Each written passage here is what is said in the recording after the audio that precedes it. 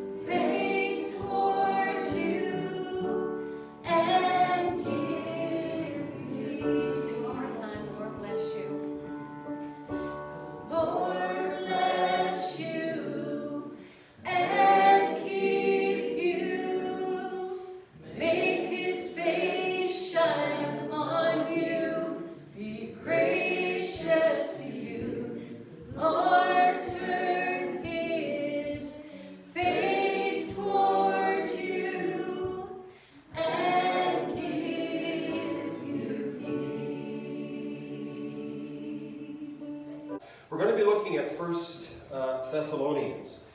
Now, before we start on that, I want to give you just a little bit of background, not a whole lot of history, but Thessalonians, guess what church it was written to?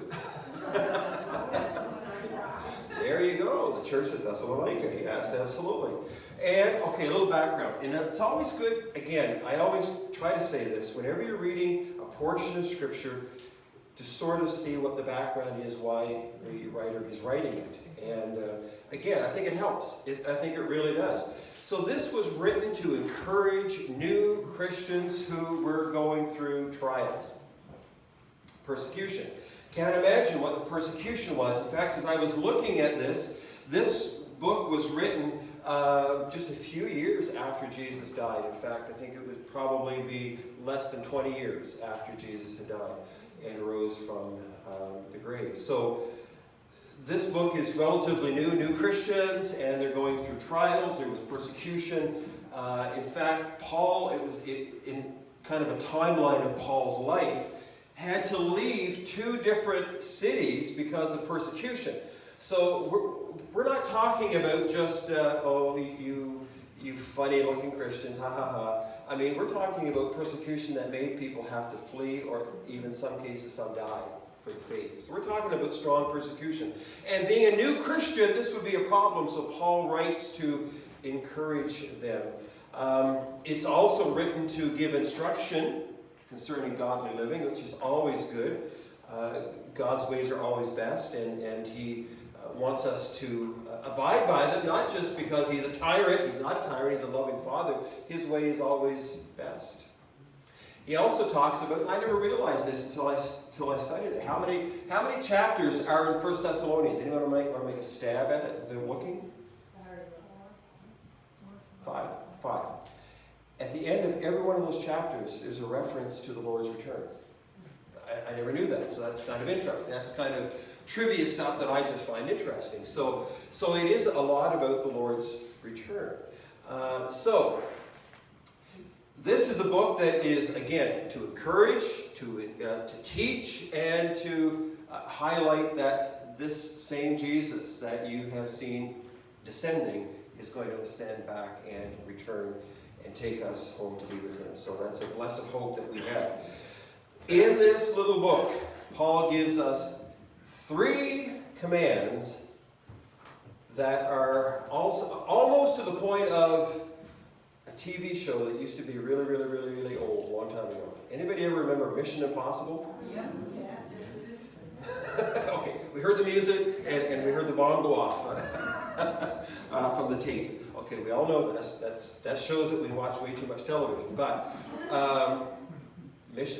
these 3 little commands are almost Mission Impossible. Very short. Rejoice always. Pray continually. And give thanks in all circumstances. How many would say that if you were being graded on that by our Heavenly Father, that you would get a passing grade?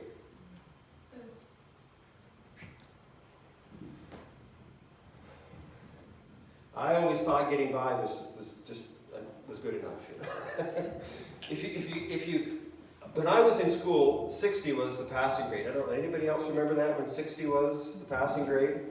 I shooted for 61. That's what I shot for. If I got 61, I was like, that's good, I did enough. But those are 3 incredible little things. Being Thanksgiving, we're going to focus mostly on giving thanks, but we're going to highlight each one of those commands. Rejoice always, pray continually, and give thanks in all circumstances, for this is God's will for you in Christ Jesus. Heavenly Father, we thank you for being with us in this service. Thank you for gracing us with your incredible presence. Father, we have sensed your closeness, your nearness. God, our hearts have been encouraged. God, our hearts have been strengthened. God, we have felt your love. Lord, we have realized how blessed we are to be with brothers and sisters. Lord, that love you and that we can lift our voice to you together. Lord, unity. God exists in unity, and I thank you for just being here with us today. Speak to us through your Holy Spirit. Father, may my words be few, and may we hear your words today. May we hear from the Holy Spirit. Speak to us, challenge us, change us, make us more into your image each and every day. For we ask in your name. Amen. Amen. Praise the Lord. Again, hard commands, what we've just mentioned. And so it's Thanksgiving. We're going to focus on giving thanks, but we're going to touch on each one of those. The first one is rejoice always, or be joyful always. And so, now, you have to take a look and sort of realize what Paul is actually saying here. He's not saying that we should be happy at all times. It doesn't mean that we put a happy face on and that we never ever feel sad. I mean, we even look and we see some of the scriptures in the Bible when Jesus wept over Lazarus. I don't think that he was rejoicing at that or happy at that time. I mean, it's a happy face. And when he prayed over Jerusalem and he just lamented and he was in agony as he was praying over Jerusalem. Oh, Jerusalem, how I would have gathered you. I don't think that he would have been happy. Even Paul, look at this. This is a long portion of Scripture, but even Paul, there's Jesus wept. Jesus wept. Short Scripture. Paul's hardships. Look what it says about Paul. We put no stumbling block in anyone's paths. He's basically defending his ministry so that our ministry would not be discredited. Rather, as servants of God, we commend ourselves in every way, in great endurance, in troubles, and hardships, and distress, in beatings, imprisonments, and riots. I mean, when you look at all of those things, in great endurance, troubles, hardships, distress, in beatings, imprisonments, riots, and hard work, sleepless nights, and hunger, I think those aren't the recipes for being happy, necessarily. In purity and understanding, patience and kindness, and in the Holy Spirit, and in sincere love. He goes on to say, in truthful speech, in the power of God, with weapons of righteousness, in the right hand and in the left. Through glory and dishonor, bad report, good report, genuine yet regarded as impostors. He's basically saying, I have been kicked every which way. Yet regarded as unknown, dying, and yet we live on, beaten but not killed, sorrowful, yet always. Wow. Okay.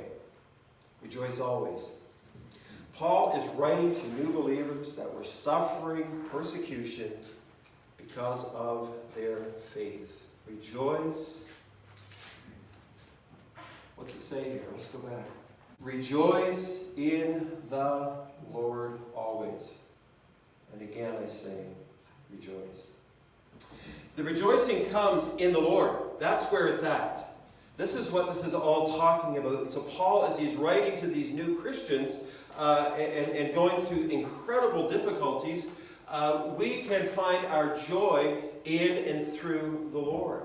And so we can always rejoice in the Lord. Why can we rejoice? Think about all that he has done for us. Think about where we were. We were headed to a road that led to eternal destruction, hell itself. We were headed that way. We had no hope of ever being able to turn our ship around. But because of Jesus, because of all that he's done, his redemptive work, the righteousness of Christ, and how that he clothes us in his righteousness, and does everything, gives us his Holy Spirit, we are truly blessed people. Amen.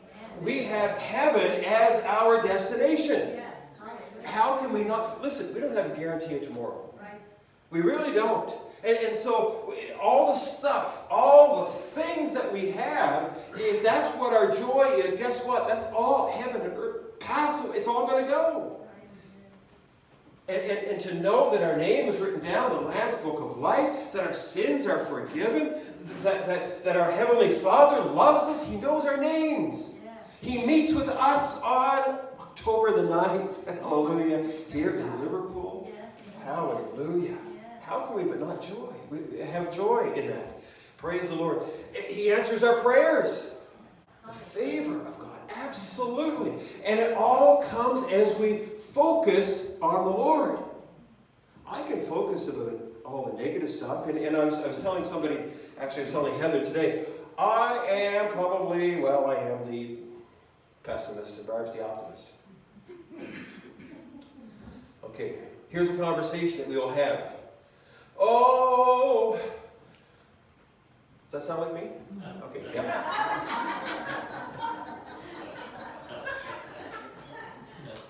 Yeah. We don't have a whole lot. When do we retire? She says, you have everything. Now, I don't know whether she means speaking of her.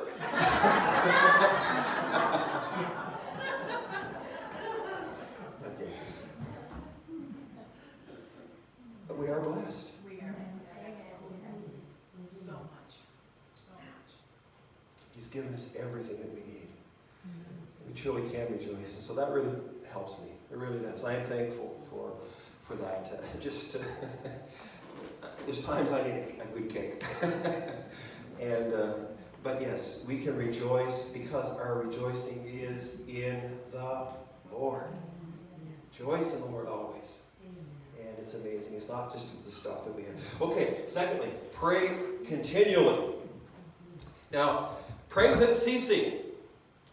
Now, I don't think that Paul wants us to be on our knees 24 hours a day praying. Now, if that's what you can do, then I guess do it. There's different kinds of prayers also. There's formal prayers, there's intercessory prayers, there's praying in the Spirit. There's all kinds of different prayers. But I think what Paul is really talking about is that he's basically saying, pray continually. And I look at it and I think, well, what's that mean, pray? What is prayer? Prayer is Conversation with God. communicating. Right? Have you ever done it throughout the day that you'll be talking to the Lord? Yes. All the time. Yeah. I find one of the greatest things for we usually go for a walk once in a while, and she drags me out for a walk, but I do find it a beautiful time, whether you're walking through the woods or walking a trail, that you can just talk to the Lord. You know, somebody said that when we wake up in the morning to when we go to sleep at night, it's an open dialogue with God. I like that. We're talking, that we're praying. Oh, God, would you be with this one? Lord, I don't know how to handle this. Would you help me, Lord? It's a running conversation with the Lord throughout the day.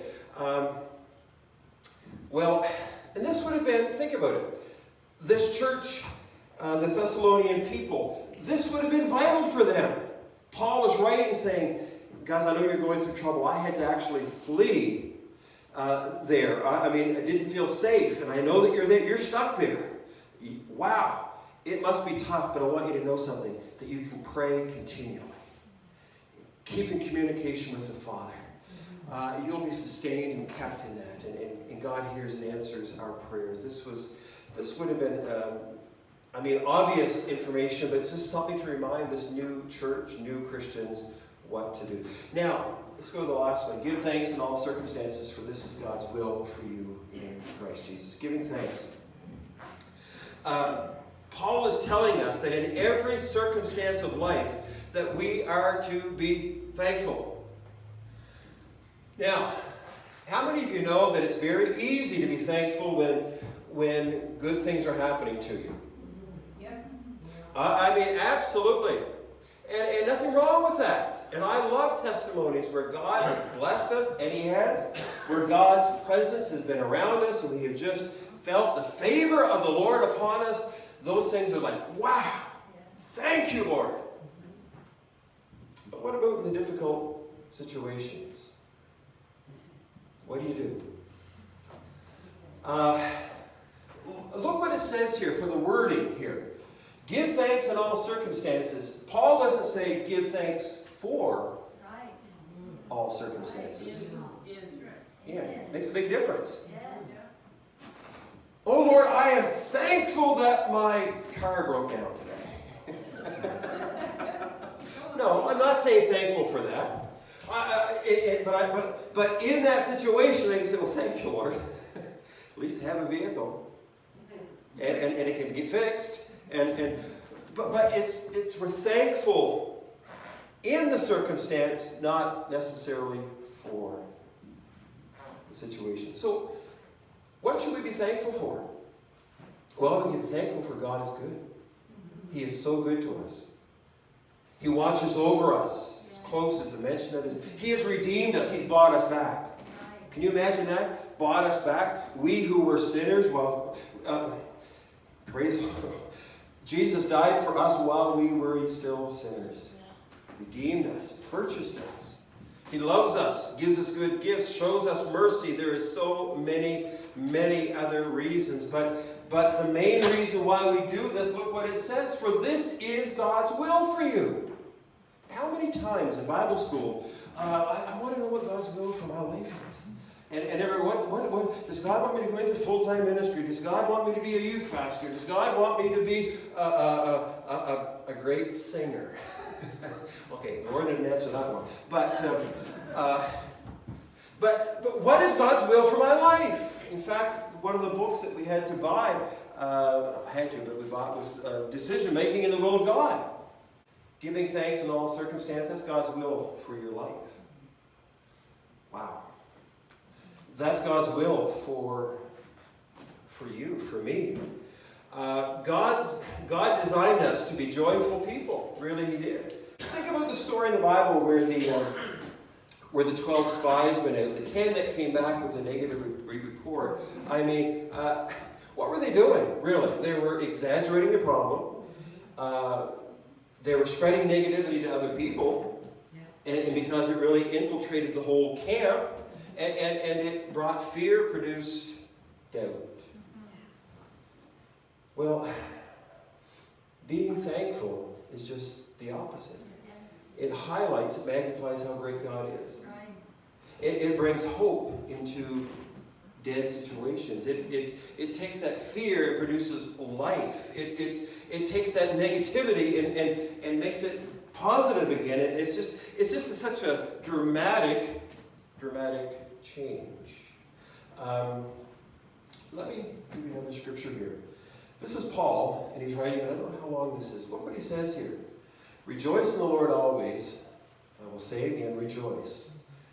And I highlighted the points here, so you can see the spots that are bold. Let your gentleness be evident to all. The Lord is near. Don't be anxious about anything, but in everything by prayer, petition, with thanksgiving, present your request to God. And the peace of God, which transcends all understanding, will guard your heart and mind in Christ Jesus. So, those three things, those three impossible things are mentioned here, right? Rejoice always. Pray always. Be thankful always. They're all there. Now, do you know where Paul is when he writes this? Prison.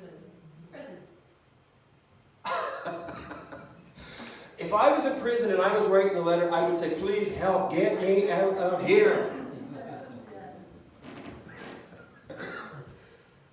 Paul writes from prison, rejoice in the Lord always. By prayer and petition with thanksgiving, present you. And what happens? What's the results? And the peace of God, which transcends. I take this, see, I'm a simple-minded person. I'm thinking if I'm not doing this, what's happening? Guess what? I'm not having the peace of God.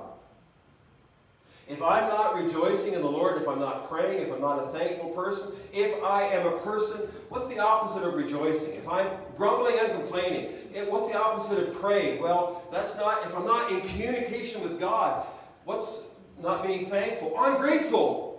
Then I don't have the peace of God in my heart. Let's go on a bit further. Give thanks in all circumstances, for this is God's will. When we don't do these things, we're not doing the will of God. And what is the name? Let's go a bit further. Let's read this whole thing. Rejoice always, pray continually, give thanks in all circumstances, for this is God's will for you in Christ Jesus. Verse 19 says, do not quench the Spirit. The fruit of the Spirit. I am convinced if we don't do these things, We are quenching that Holy Spirit that is active in our lives, that wants to produce love, joy, peace, long-suffering. All these things, it just quenches it. It's just like, it's like a fire. It just stamps it out. It becomes cold. Don't quit. I tell you what, it's David said, don't take the Holy Spirit from me. Restore unto me the joy of thy salvation. We want the Holy Spirit active in our lives. We need the Holy Spirit active in our lives. And it's amazing what happens if we don't. It's like that fire becomes a little amber, and all of a sudden, if left, it goes out. And not only that, but the peace of God, it leaves us. I tell you, these things are incredible importance. Rejoice always. Well, we rejoice in our Lord. We rejoice in what He has done. Pray continually. We keep in communication with the Lord. Oh, God, help me today. Lord, I need your help today. Lord, I don't know how to deal with this. Lord, I'm having a down day. Lord, please, just help me. And all of a sudden, we find the Lord dealing with us. And somebody comes along, brings a word of encouragement. It's amazing what happened. Praise the Lord. I pray that we will be thankful. Lord, help us. Lord, as we close this portion of the service, Father, I pray that you'll help us to always be people that will rejoice. Lord, not necessarily a smile on our face. If trouble happens, oh God, we weep. God, if things happen, oh God, we grieve. God, if something that is said, Lord, it hurts. Lord, if there's pain in our body, oh God, we may not be happy, but we can rejoice in all that you have done for us. May we ever be in communication with you, Father.